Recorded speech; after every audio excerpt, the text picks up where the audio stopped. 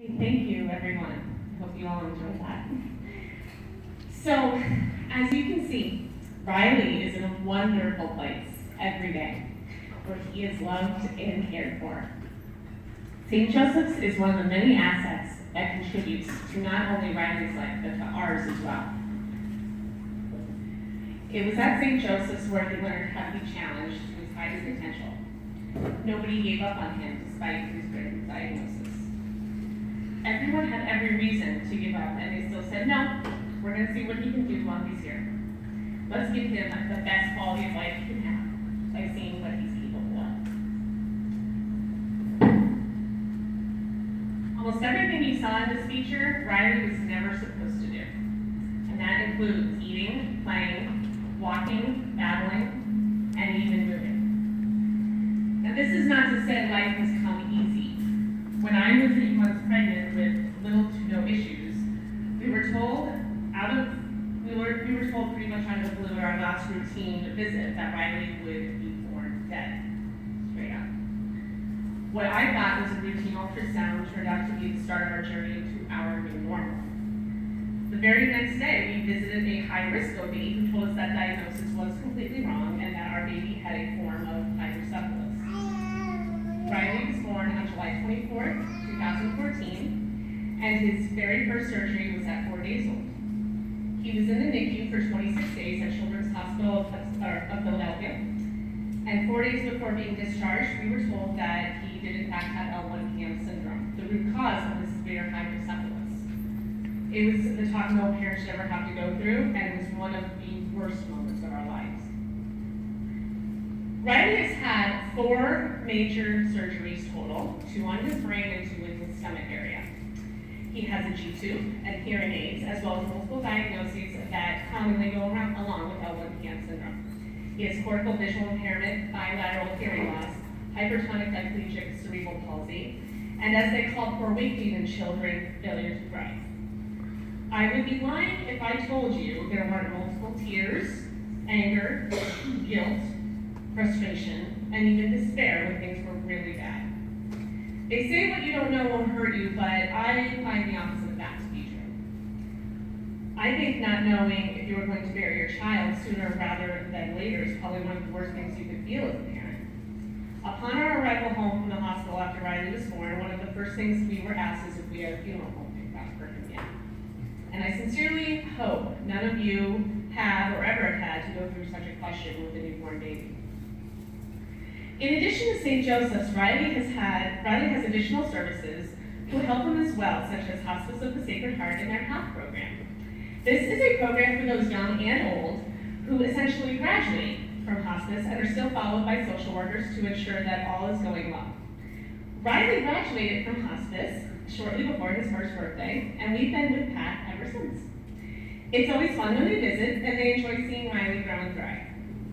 We are also involved with PA Elks Home Service with his wonderful LPN, Tanya, who checks in with us to visit Riley and make sure we're getting everything we need, and they serve as wonderful advocates for Riley. In addition to these services and being involved with Wayne County earlier mentioned, Riley is part of Wayne County Office of Behavioral and Developmental Programs, through which he has an individual supports plan. He is with the Bureau of Blind and Visual Services, which provides him with unique opportunities for visual therapy toys, and he was even in their own fashion show last year, which was coordinated by one of their own clientele. Riley is also with the American Society for Deaf Children, which is an organization that provides access to videos for early learners all the way up through high school, as well as for parents and teachers with topics such as American Sign Language storytelling, training, deaf culture, academics, children's literature, and things like that. Riley is involved with Lecotech, a lending library for therapy toys through United Cerebral Palsy, with the director of Lecotech, Sally McCollum. He's with Summit Music Therapy with Cheryl Monston, who I truly believe has brought out so much of his voice. And we're also with Parent to Parent of Northeast PA, which is an organization that helps in making connections with other families of the same disease or condition as your child. He was with Hands and Voices, which is an organization for children ages 0 to 3, for parental support for deaf children, which we were with for a few months before Riley turned 3, but I did make some wonderful connections in that short time. Women, Infants, and Children, otherwise known as WIC, which provide Riley with monthly vouchers for formula, food, as well as checkups. And he has a fabulous medical team at Penn State Hershey Medical Center. So I ask you at this Quality Council meeting, what is quality? People who add meaning and hope to your life and give you a sense of purpose in this world. Quality is waking up in the morning and looking forward to a day of fun, friends, and knowing something is expected of you that day. Quality is not quantity. It is not measured in the number of days of your existence, but rather in what you do with the time you are given. Quality equals possibilities. In saying this, I urge all of you to ask questions, make those phone calls, make yourself known to those who can help you, do what needs to be done. If you don't know something, ask. People want to hear from you. I guarantee you, help is available. Even if you aren't sure what an organization does or why they are there, still sit down and have a conversation about it.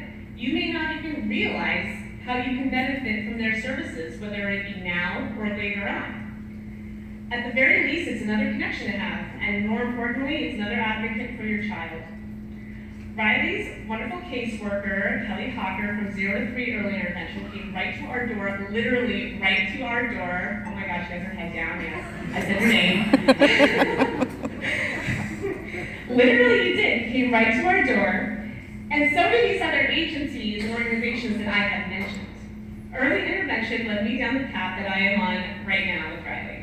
It led to St. Joseph Center, and from there it led to second and third opinions. And from there, it led to a few life-saving surgeries and therapists through early intervention. Just a few examples of these therapists are Karen Kane, his physical therapist, who has not hesitated to challenge Riley physically to see what he can do, and has him in the walker that you saw in this feature. I don't think the word can't is in her vocabulary. And Mary Cardinal, his vision therapist. Nobody could have given me the information about cortical visual impairment as I have gotten from Mary. It was essential for Riley's brain-based issues and progress in all areas, as vision fuels his desire to learn.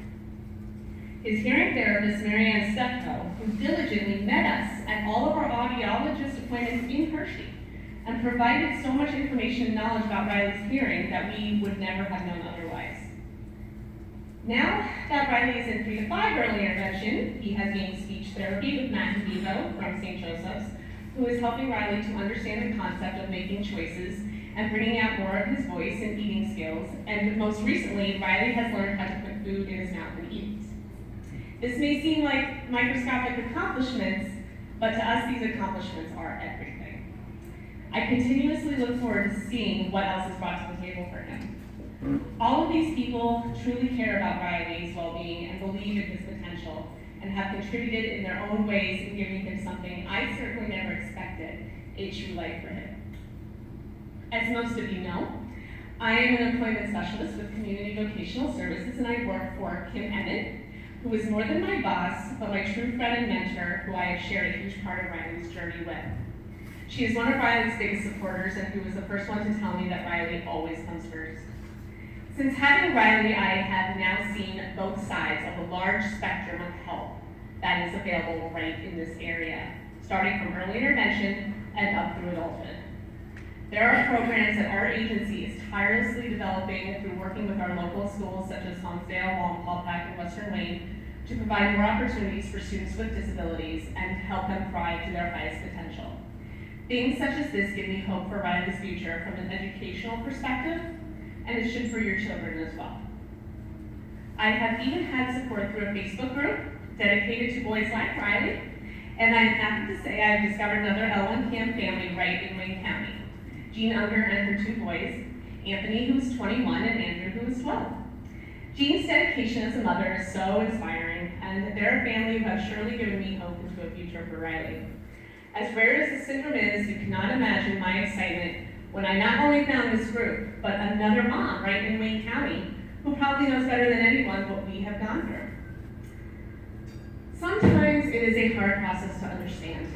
It's tiring, it's frustrating, it's emotional, it's time-consuming. I don't think I need to tell a lot of you how hard it is.